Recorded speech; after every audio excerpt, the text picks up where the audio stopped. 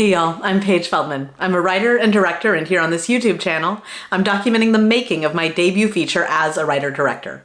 It's called Back to You, and it's a contained romantic comedy.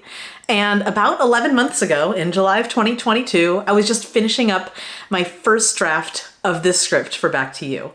And I've come a pretty long way since then. I am currently in the middle of my 7th draft of the script. A draft that once it's finished, I feel like I'm going to be ready for a lot wider feedback than just my general writing group circle of trust. And so at some point in the future, when the writer's strike is resolved, I am going to be doing a whole table read, posting it on YouTube. But until then, I was revisiting something. The reason I mentioned July of 2022 and 11 months ago is because back then I did something pretty brave, I think. I decided to, as I was finishing up the draft of the script, pitch the entire thing off the cuff with no preparation. And I made a video about it, and it was a pretty long video. Now today, I decided, in honor of finishing draft 6 and getting to work on draft 7 pretty soon, that I would pitch it to you again. So let me just get my drink, because I tend to do this at like networking events, so I have my Waterloo here. So Back to You is what I'm calling a contained romantic comedy. It's about these two people, Mitch and Ash, who when they were 18 and 20 years old, fell in love. They had this big whirlwind summer romance, and it's sort of the classic story of you're young and all these big feelings are scary. So then Ash ghosted Mitch, and of course Mitch wrote a hit single revenge breakup song about him that was a #1 hit and ruined his love life forever, and then they became mortal enemies.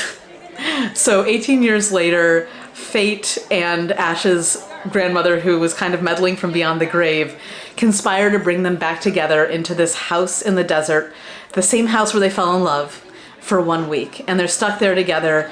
Mitch is dealing with some career issues. Her career as a songwriter didn't quite go as expected after her big hit single, and Ash is grieving the loss of his grandmother, who had really just recently died. And being stuck together, there's all this pent-up animosity and anger and frustration and sexual tension, and they start off fighting, but they end up using all of those feelings against each other to work out their own issues and get out their grief and get out their insecurities and anxieties and eventually fall in love again. And that's what Back to You is about. And that's it.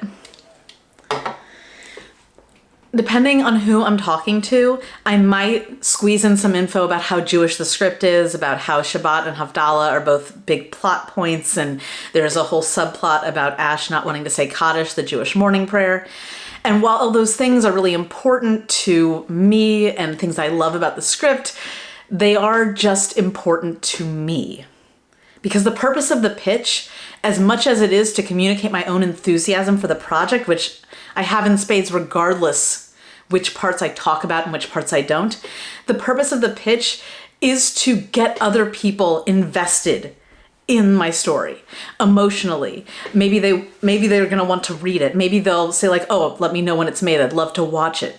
Maybe they have some money they want to invest in it, or they want to talk about it more. They want to hype it up, maybe introduce me to other people, potentially people who would also want to read it, watch it, hype it up, or invest in it. And the pitch is a marketing tool, and as such, I really needed to learn to listen to what people were responding to when I was talking about my story. But one thing that I was doing when I was pitching is listening to where people and watching where people were reacting. And the one place that I noticed that everybody had a strong reaction to is when I mentioned that Mitch wrote a revenge breakup anthem about her relationship with Ash, and that set off his life into chaos. That part, universally, people who maybe were bored or just kind of politely listening suddenly became engaged. Their eyes got wider, they smiled, they laughed, they physically leaned in every time. And so that's why I lead with that part, and that's why I play it off kind of casually, because then when it comes out, it's a surprise and it's a big moment, and it also speaks to the tone of the story. All of this took a lot of work, obviously, in terms of talking and listening and thinking and reacting. And while this pitch is not 100% perfect yet, I am really happy with where I've gotten it. I'm especially happy considering that last July, I had a rambling, unfocused 10-minute pitch. And now I've gotten mine down to a minute or under. I'm not 100% sure how long it is because I wasn't timing myself, but it's concise enough for polite conversation. And because I was able to create a decent elevator pitch that was at least 90% shorter than the one that I did last July, I thought I would take some time to give you a few pointers or just tell you the things that I did to get my pitch down from 10 minutes and rambling to a focused minute or less. So the first thing that I did to get comfortable with my pitch is get comfortable with my story. The difference between me last July and me now is that last July I was like at 75% of a draft. Now I'm working on draft 7. So if you're looking to get more comfortable pitching your story, the best advice that I can give you is to keep working on your story. Go through the motions of all of the revisions. Find the things that are exciting to you. Hone the things that are working. Cut out the things that aren't. The more clarity you get in your story, the more clarity that you'll have when you're talking to people about that story, because you'll continue to know it better and better with every rewrite. And while you're working on it, don't just notice all the things you need to fix and change and fiddle with. Notice the things that you love, the things that you just don't want to touch, not because you're too precious about them, but because they are working so well. Notice the parts that you're excited about rewriting because you love coming back to that scene in that moment. Those moments, even though pitching is about other people, those moments, the ones that are really grabbing you, are important to note, because when you're pitching, you want to make sure that people are grabbed by the story in the same way that you are. So tip number 1 is keep working on your story. Write it, revise it, get notes on it, go back to it, and really pay attention to all the things that you love about it. Because the more intimately you know your story, the easier it will be to describe it to people without rambling or going on a tangent, because you'll understand the heart and the core of it that much better. The second thing to do to help hone your pitch is to ask for feedback. But not asking for feedback on your pitch. Again, ask for feedback on your story. It's pretty similar to keeping working on it, but this time, listen to what people are saying. And I'm not just saying negative feedback. For the purposes of your pitch, listen to the positive feedback too. And this is something I really need to work on, because I tend to view positive feedback as, okay, that's nice, but like, what can I do with it? I don't know. Here's what you can do with it. You can use it to figure out what parts of your story people are connecting with. Because like I said, the purpose of the pitch is to get people who aren't already on your side, who don't already love your story and feel passionately about it, is to get them in that same place with you. So if you're listening to people giving you feedback, especially like trusted readers, your writing group, anyone who knows you and knows what the story's essence is, if you get feedback from them that says, oh man, I love this part, or this place is where you really hooked me, you can use that to help craft your pitch and figure out where people who don't know you from Adam or Eve or whoever you feel like is one of the first people on earth. That's how you can get them to be on your side. If you tell them something really interesting or exciting, new, novel, thought-provoking, whatever it is, ask for feedback and listen to the positives and use those positives as you're crafting your pitch. And finally, practice. This is not about practicing your story. It is indeed an actual tip about your pitch. Practice it. Do it off the cuff. I have been, since July of 2022, I've been to a ton of networking events, virtual and in person. And every time people ask me what I'm working on, again, don't just go and run up to people and pitch unsolicited. Have a conversation. If somebody asks you what you're working on, that's your moment where you get to practice. Every time I got the opportunity to pitch, online, in person, whatever, I did it. And I failed miserably a lot at the beginning because I wasn't as intimately familiar with my story. I hadn't heard enough feedback yet to know what parts were really hooking the people who I trust to read my work. But I went for it.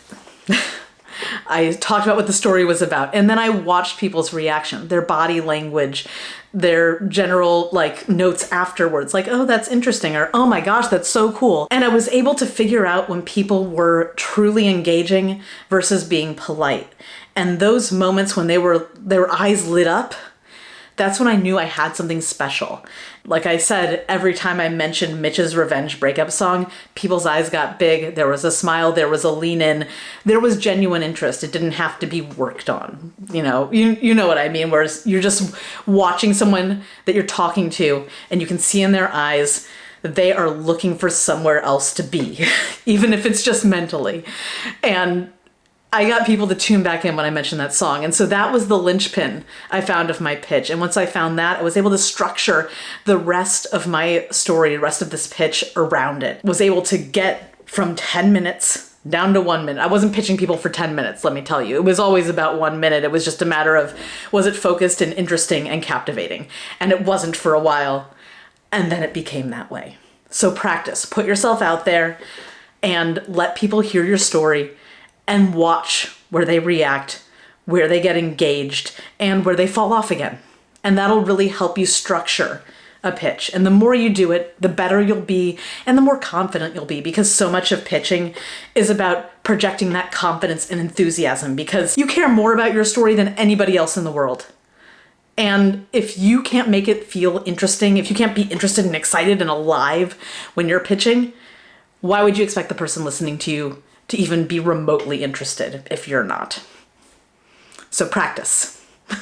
Now I know these tips aren't all like super sexy shortcuts, but nothing about writing really is a super sexy shortcut.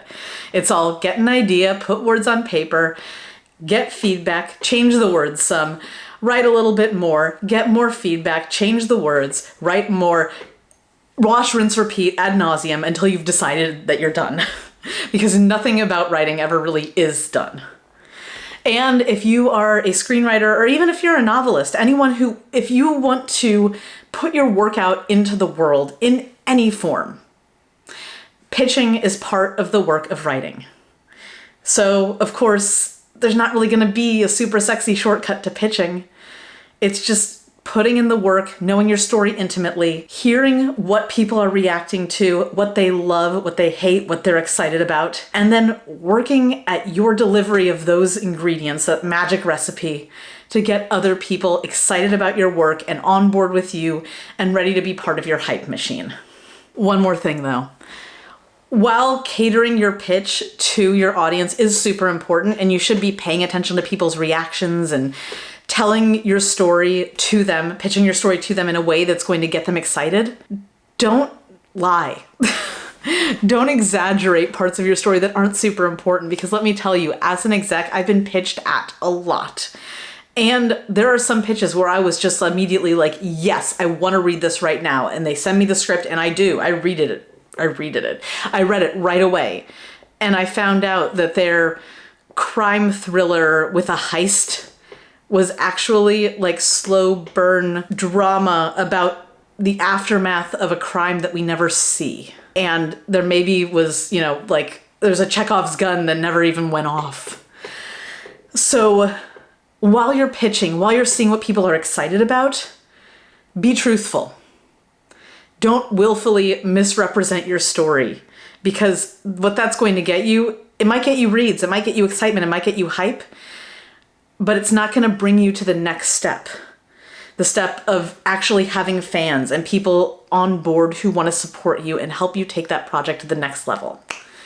So protect your passion, keep it truthful, and keep sharing and practicing, and I guarantee you'll do great.